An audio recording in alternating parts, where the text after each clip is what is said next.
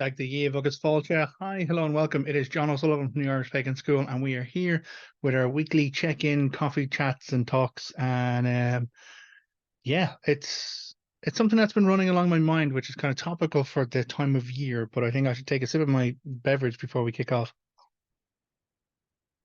and just lubricate the palate and the pipes, as they say. So, um, you may have noticed I have a different surroundings here at the moment, and that is because we are coming to the end of our relocation with the Irish Pagan School and our home environment. So, we're very glad that that has gone well. But there's the reason why I wanted to check in, or the thing I wanted to chat about there this week, is the synchronicities that occur on occasion when you work with a goddess of transformation. And by that, I'm talking about the Morrigan. So before we dive further on, of course, make sure you pop down into the resources below, or the description or the links that we have accompanying this, wherever you're kind of picking it up, be it on YouTube or in Patreon or on the podcast. And we always kind of give a link to resources. It's a resource guide. It kind of breaks it down by topic, and it's trying to point out what we here at the Irish Pagan School suggest as good reading material to get under yourself as you begin to kind of deepen your connection with the Irish pagan path and the gods. Completely free. Pop in, grab it as a download. It does get you onto the mailing list. Mailing list, you get like a couple of emails a week. I think it's three, which is reminders of what's going on with us. What's like, directing you to these resources that we do, the again video podcasts and other kind of content, the blog posts that we write. Actually, like it's a big win for the blog at the moment, Irish Pagan School blog, because we have topped, I think it's like 8,000 people have kind of popped along and kind of read some of the stuff, which is absolutely awesome. And the podcast is doing great as well. I may have got those numbers mixed up, but yeah, either which way, our community is engaging where we are, and that is fantastic. So we're delighted with that. But I promised you Morrigan content, and that's where my thoughts have been of late. So when we look at the Morrigan, the Irish goddess, and it's not because there's a dark figure in a beautiful painting behind me. It is also because of where we are in our calendar year. Once a year, the Irish Pagan School do an annual program which is about focusing and deepening the connection with the Irish goddess, the Morrigan. It's called the Morrigan Intensive. And the reason why it's called intensive is because shit gets intense. So we're delighted and we're honored that so many people have joined us this year. The class of 2023, which is when this is recorded, has already been selected, and they're already up and running with the content, which we're delighted, and we're getting great reviews right off the bat from, which is fantastic. But we do it every year, and it is designed to kind of explore the lore of the goddess, sure, but it goes deeper into the practical elements of turning up on a regular basis, engaging with this goddess, and to deepen, to go deeper with the Morrigan in your own spiritual path and connection. Now, of course, that's not for everybody, but for those who are, they invariably find that it tends to be a time of change for them. And so that's where my thought process has been going through all of this, because when we look at the Morrigan in the lore, she's referred to as a goddess of battle, poetry, and prophecy. Now, again, battle is not war. She's not a war goddess. That's a very, very fucking different thing. We're talking about battle, and battles, sustaining a battle against your enemy. It wasn't annihilation. It wasn't industrialized warfare as we think of it these days. It was like, inter-tribe kind of conflict, which is resolved with conflict, with battle. Sometimes it's resolved purely between champions. Other times it's evolved between groups of warriors who represent the will of the tribe or the chieftains of those tribes. Very rarely is it a full-on outright invasion. That's why the Tombo Coolia, which we find in the Ulster cycle, is such a big deal and a big saga, because there's multiple other Tán. Tán is the ancient Irish word for raid. And so there was multiple cattle raids. The Tombo Coolia was not the only cattle raid of the time, because cattle were wealth. And so part of the process of those rivalries, those kind of inter-chieftain issues, was raiding, and it was something that was done and accepted as a standard of life. And in some ways, as a passage towards adulthood or championship or warriorship, you'd have to go on a ton, you'd have to go on a raid. But the Tombo Coolia does take it to a whole different degree because of the slights that have been kind of placed against Maeve with the Ulster cycle issue, because of the the unwise words of men. Unfortunately, she is compelled into the state that goes beyond battle into war, and that's where she calls up everyone who owes her allegiance, which is pretty much most the rest of the warrior tribes of Ireland, including a subsection of the Ulster Cycle warriors who had left in exile to join her with with Fergus MacRoth, the once king of Ulster before Concover takes it in. But again, I'm losing myself going way down into the Ulster Cycle. I taught a whole lot of classes on the Ulster Cycle in the Irish Pagan School if anyone is interested. But when we talk about battle, it is a function of change. It's a function of either change of ownership, change of kind of authority, and it's not war and annihilation. And so when we talk about prophecy, prophecy is forecasting the change. It's foreseeing that there is going to be change, that change is going to happen, it's going to come along. And most famously, we see that in the mythological cycle, where after the meeting of the men of the goddess, where the Dagda meets with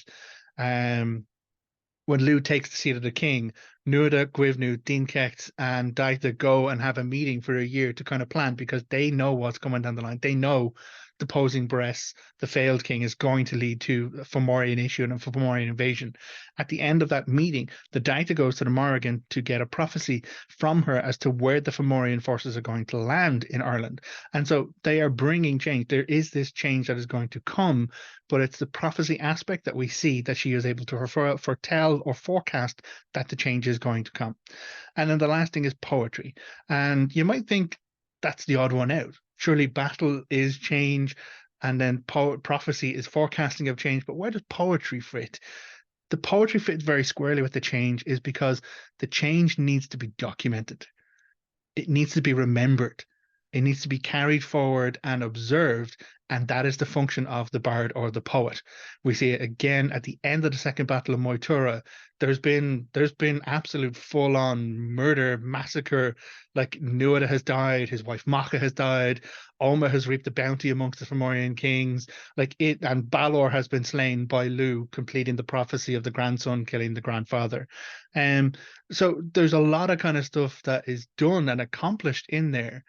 But it's not actually over until the Morrigan observes what has happened and recites her poetry to document it. So even in the poetry aspect is a function of change, because the only change that's going to be worthwhile is change that is observed, is remembered, and then worked from there as we grow.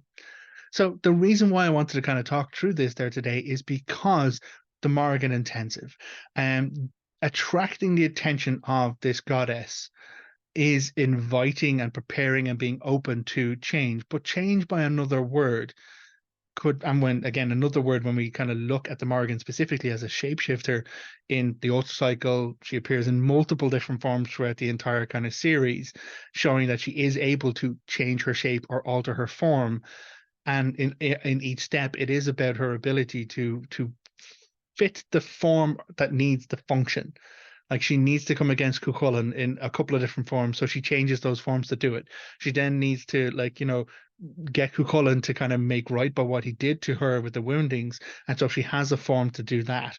Like, all of the time, her form fits her function, and the function is a function of change. Another word for that, though, is transformation. So the Morrigan in all of these aspects is a goddess, not of war, not of sex, not of motherhood, not of a whole lot of other bullshit that is out there at the moment and still going on. Sorry, someone else recently, who is an absolute shred up appropriator of Irish culture, has doubled down on the Morrigan as a war goddess and a love goddess. It's bullshit. She's a goddess of transformation, and we can see that very clearly in the lore, in the information, in the details that we have, but then also in the experiential connections that are happening with people who choose to work with her and choose to dedicate their attention towards her and gain her attention to them in their life. Now, just a quick clarification. At no point in any of this process is the Irish Pagan School initiating anyone or creating dedication processes. I've done another video on this. Our stance is not to stand between you and your gods, or direct or channel your spiritual relationship and spiritual growth, because that's not for us. Your spiritual growth is for you, in all of the empowerment, but then also in all of the responsibility for it. What we're doing with all of these processes is guiding, providing tools, providing framework, and then providing community structure for safety for people to kind of pursue this growth for themselves and to pursue the transformation. And so the Morrigan Intensive is designed to do that. It is about, you know, you might have information already. You might be working with the Morrigan already. You might have had experiences with the Morrigan already. But the intensive is designed for people who want to give a dedication. Now, again, not dedicate themselves to a goddess. It could be part of the function if people choose to do that in the intensive. That is up to them. But it is about to turn up for themselves and their spiritual growth and their connection to this goddess, and to kind of gather her attention through this regular interaction, through regular kind of meditation guided journeys that we have, and then also through exploring the lore, doing the reading, and kind of making sure you're there for yourself, and then being open towards that connection and transformation. We do see that things can, as I said, get intense. There are people who find that, you know, relationships come apart, or like home environments kind of may shift or change. And like ourselves, you know, at the same time as we're on the run up to the Morrigan Intensive, we get an eviction notice from the place we've been for 6 years, and we have to move house to a new location. So all at the same time as Laura is getting us across the line and making sure that the Morrigan Intensive people have the window to get engaged with that program, John is like making sure our home environment is then moved to a new location, and that, you know, our family has security and stability, which is a function of our partnership, which works really well for us. But we too are going through cycles of transformation. And the thing that I would like to kind of maybe wrap this up on and kind of just connect it all back to is the fact that when we work with these Irish gods, we open ourselves to their influences within our life. For me, when working with the Dagda, it was about stability, it was about bravery, it was about courage, it was about emotional intelligence, like it was about fatherhood and being able to step into that role. Um, the Morrigan is about transformation. It is about those changes that come along. And, you know, I'm here for that ride with Laura all the way along, and that is our work with it. But the people who go through this process may experience some kind of difficult changes. It might be a change of job, a change of financial circumstance, change of family circumstance, change of relationship circumstance. What we have always seen time after time, year after year of doing this program, I think we're, what, 6 years? Isn't it a sixth year we've done the Morrigan Intensive? Although Laura might correct me on that. Wait, oh gosh. No, I think we are doing like programming before the Irish Pagan School even existed. Um, but we have been years. We have absolutely been years at this. And within the moment, people see that the transformation can be very challenging. It can be very difficult. But what we have always seen is that the transformations that occur during these processes or working with a goddess of transformation are invariably the shedding of the things that do not serve. The shedding of the burdens, the challenges, the limiting beliefs that we may have of ourselves. That is another big one. We have people who, you know, come into it. One of the people who've gone through the Morrigan Intensive in the past, absolute legend. His name is Sam Boat Thompson. He was concerned about the academic reading and the academic element of it, at the end of which, having gone through the intensive program, he's actually written and published his own very successful book now. Now, we're not saying that because he went through our program, he was able to do that at all. Absolutely not. We're not taking credit for him and his amazing journey that he's gone through. But that is a fantastic example of how a limiting belief that was maintained was transformed and moved beyond that. And we have many other examples where people who have a limiting belief about themselves and their ability to do, their ability to guide a journey, their ability to kind of document, to you know, go back into an education environment in regards to this intensive program, find that if they're willing to turn up and do that, those beliefs are no longer something that serves them. And so they lose those beliefs and they come out of it on the other side of it with a much better version of self. They go through a transformation. And again, we've had people who have had relationships fall apart, but afterwards they come to us and it's like, well, actually, it turns out that relationship wasn't the best for me, and I now have better places to go in my life, fulfilling their own needs, fulfilling their own growth. So The reason why I want to touch base on that is that when we deal with our deities, when we are like, and as pagans, it's this belief that they are independent, functioning, fulfilled entities in their own right, with their own programs, their own agendas, their own purposes.